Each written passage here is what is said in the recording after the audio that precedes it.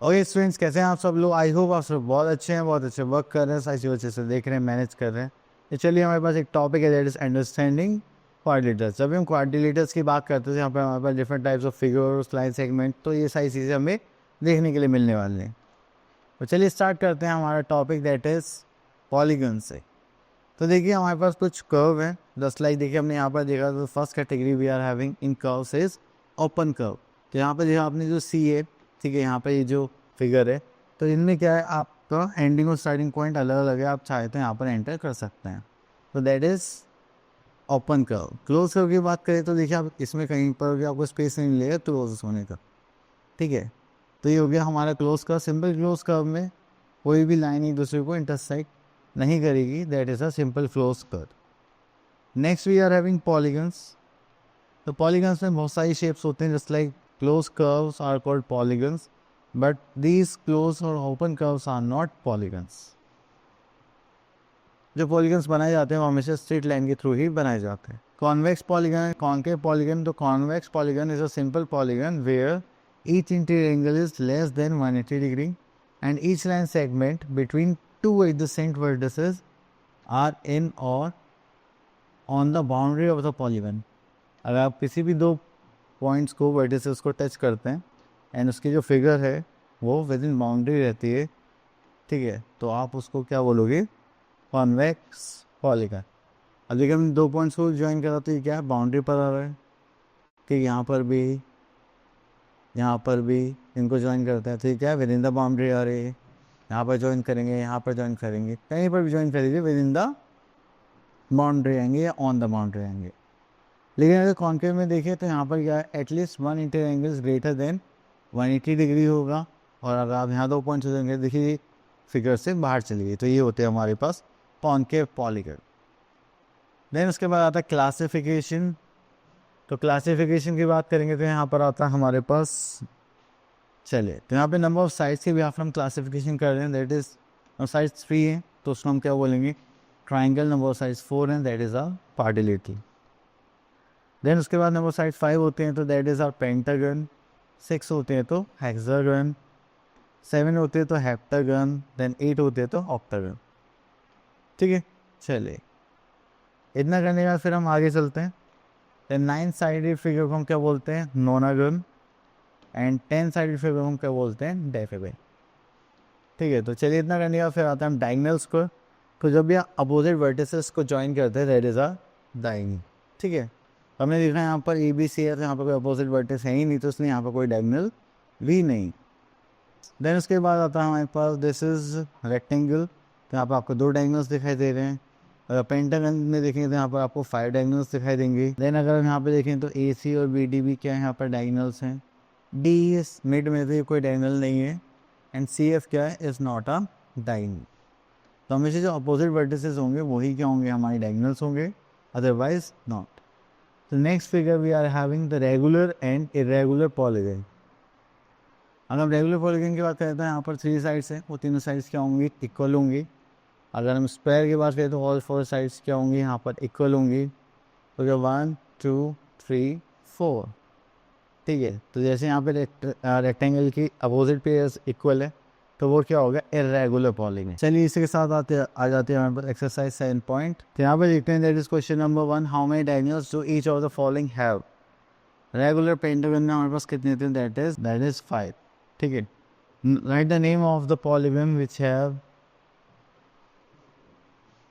देखिए यहाँ पे 10 साइड फिगर हम क्या बोलते हैं, डेक्टागन। चलिए, उसके बाद आता है draw 2 examples of each of the following, okay. तो यहाँ से आता है B part, the curve that are neither simple nor closed,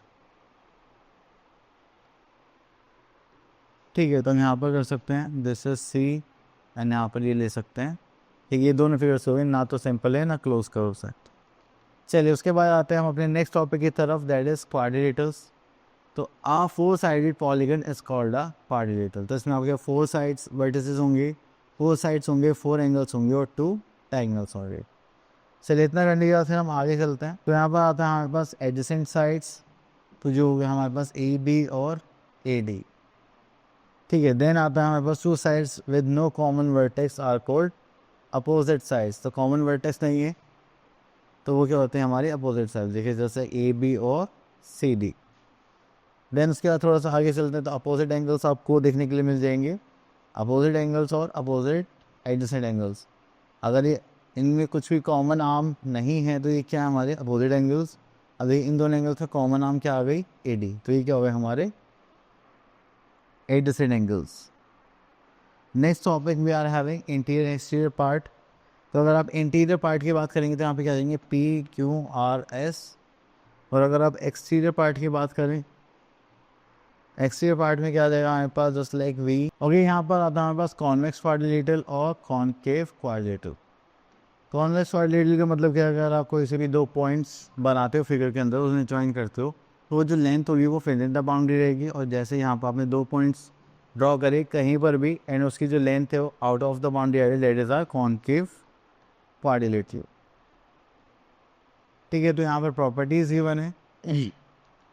तो चलिए, तो यहाँ पर बोला गया है in the convex quadrilateral all angles are less than 180 degree, और कॉन्केव क्वाड्रिलेटरल की बात करें तो वो क्या होंगे मोर देन 180 डिग्री।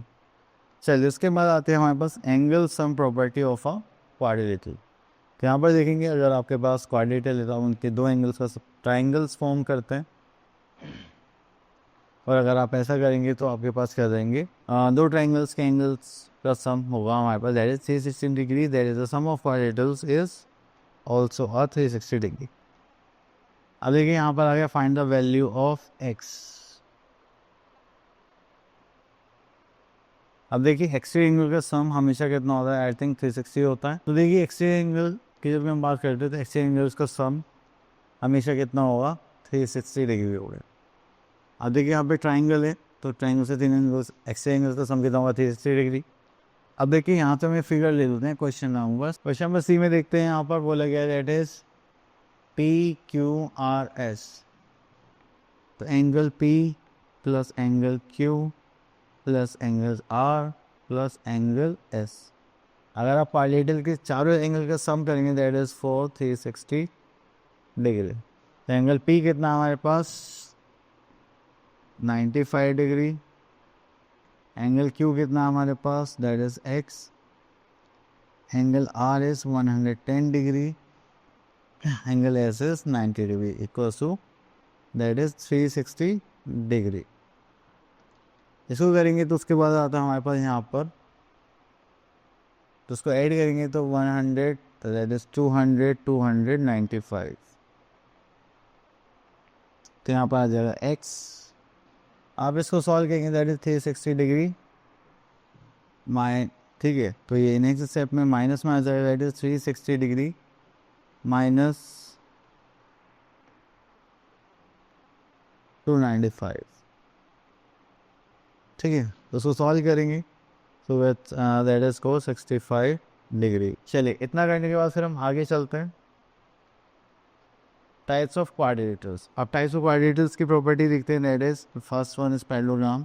तो उसमें क्या होता है कि अपोजिट साइड्स क्या होती है, जैसे पैरेलल भी होंगी और इक्वल भी होंगी। तो this side is parallel to this side and equals to this side. तो ये सब अपोजिट साइड्स और अपोजिट एंगल्स क्या होते हैं पैरेललोग्राम के इक्वल होंगे। देन उसके बाद आगे देखते हैं और क्या है हमारे पास। तो प्रॉपर्टीज ऑफ पैरेललोग्राम में देखेंगे तो यहाँ पर आता है opposite sides of parallelogram are equal and opposite angles of parallelogram are equal. Then उसके बाद आता है हमारे पास diagonals of parallelogram bisect each other means अगर आप दो डायगोनल्स को जॉइन करते हो this angle is this equals to this part is equals to this part. Then आगे चलते हैं क्वेश्चन नंबर 4 पर। Each diagonal of a parallelogram divides it into two congruent triangles। अगर हम एक डायगोनल बनाए तो वो उस ट्राइंगल में क्या रहता है, दोनों पार्ट्स को कॉन्ग्रुएंटली प्रूव करता है। मतलब congruent means this triangle is equal to this triangle, एकदम डिट्टो। चलिए, तो उसके बाद आते हैं हम नेक्स्ट इज रेक्टेंगल पर। तो रेक्टेंगल में हमें बोला गया था rectangle a quadrilateral whose each angle is equal to 90 degree is called rectangle. देखिए इसमें अपोजिट साइड्स क्या होंगी, इक्वल होंगी और पैरेलल होंगी and all interior angles of rectangles are 90 degree. इतना करने के बाद फिर हम यहाँ पे प्रॉपर्टीज़ पर आते हैं. Then each angle of rectangle is a right angle, that means of 90 degree, जो हम ऑलरेडी डिस्कस कर चुके हैं. Then diagonals of rectangle are equal and bisect each other. अब देखेंगे ये दोनों डायगोनल्स इक्वल होंगे और एक दूसरे को बाइसेक्ट करेंगे हाफ पार्ट में. चल देन उसके बाद आता है हमारे पास ओके. तो now we are having exercise 7.3 and यहाँ पर देखते हैं क्वेश्चन. चले तो यहाँ पर आता है क्वेश्चन नंबर 4 पर. क्वेश्चन नंबर 4 में बोलेगा the adjacent angles of the parallelogram are these and find the angles of parallelogram. Okay, तो यहाँ पे देखिए सम ऑफ एडजेसेंट एंगल्स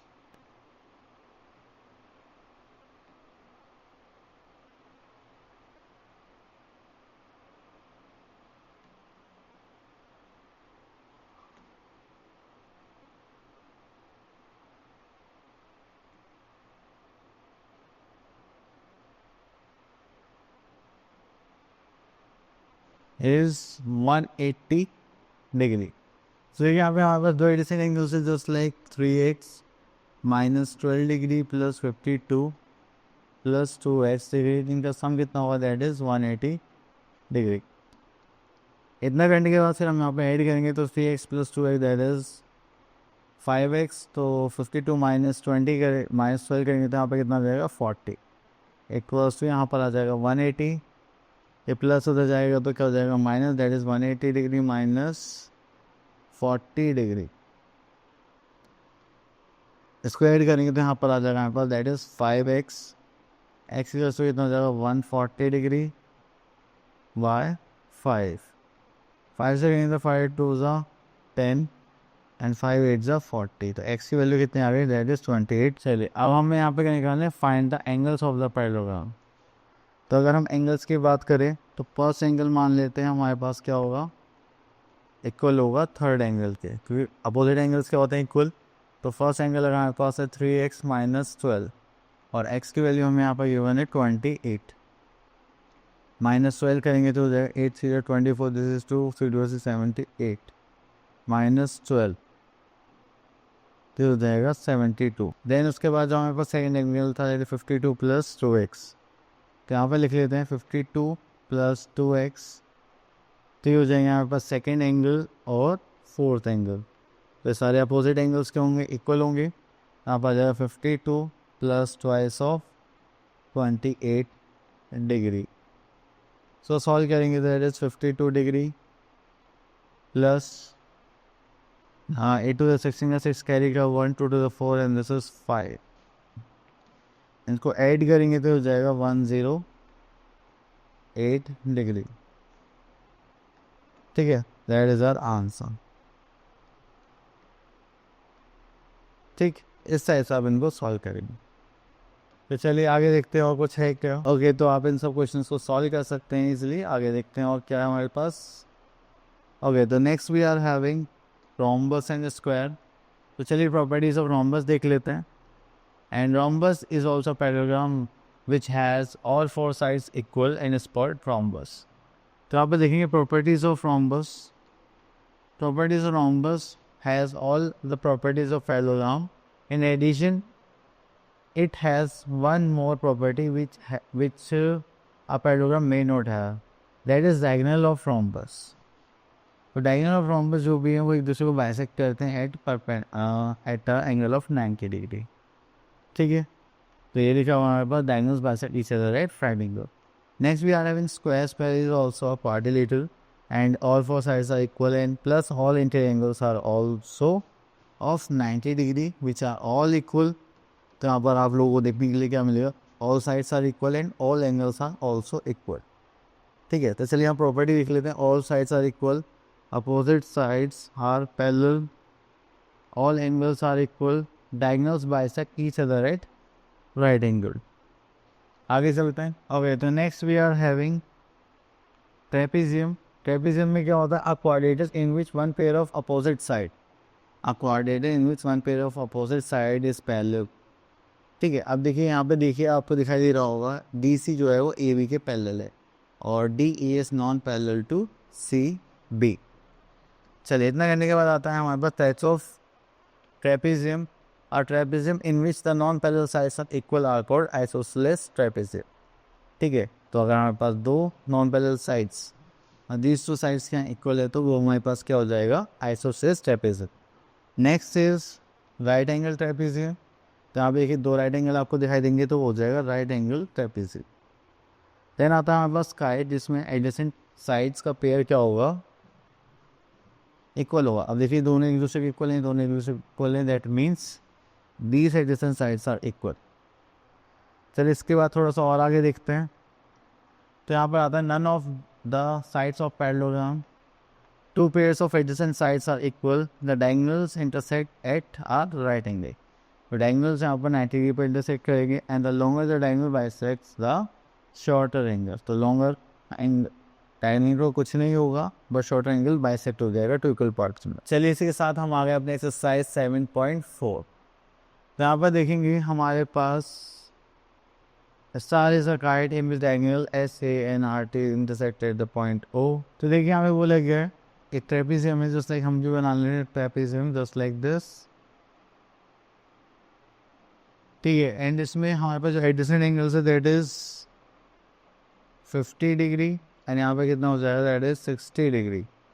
तो हो जाएगा A, B, C and D and find the remaining two angles. Okay, अब देखिए यहाँ पे ज़रूरी नहीं कि यही दो एडजेसेंट एंगल्स बताए गए हों, तो हम क्या करते हैं, तो हम यहाँ पे कोई से भी एडजेसेंट एंगल्स की बात कर सकते हैं।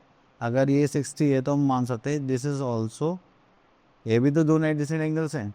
चलिए अब देखिए दोनों साइड्स क्या है, पैरेलल और बीच में एक ट्रांसवर्सल हो गया। अब इसके लिए आप क्या करेंगे, इसको बोलेंगे आप को इंटीरियर एंगल्स। तो हम यहाँ लिख देते हैं AB parallel to DC and AD is transversal, ठीक है। Therefore angle A plus angle D equal to कितना होगा, 180 डिग्री। सॉल्व करेंगे तो यहाँ पर हमें एंगल A तो फाइंड आउट करना है, तो एंगल D हमें यहाँ पर गिवन है 60 डिग्री, तो यहाँ पर that is 180 degree. So value के बाद हम यहाँ पर देखेंगे that is angle A equals to 180 degree minus 60 degree, तो एंगल C इक्वल्स टू हो जाएगा दैट इज 120। चलिए एक एंगल आ गया एक एंगल आ गया हमारे पास 120 degree. The same properties is just like point angle, इसी प्रॉपर्टी हम दूसरे एंगल से लिख रहे हैं। तो यहाँ पर देखेंगे तो हमारे पास एक एंगल 50 का है और एंगल B हमें फाइंड आउट करना पड़ेगा। तो इन दोनों का सम कितना होगा, that is 180 degree. Angle B हमें नहीं पता पर एंगल C तो पता है, दैट इज ऑफ 50 डिग्री। एक क्वेश्चन यहाँ पर आ जाएगा 180 डिग्री। सॉल्व करेंगे तो यहाँ पर देखेंगे तो हमारे पास हो जाएगा that is angle B equals to 180 degree minus 50 degree.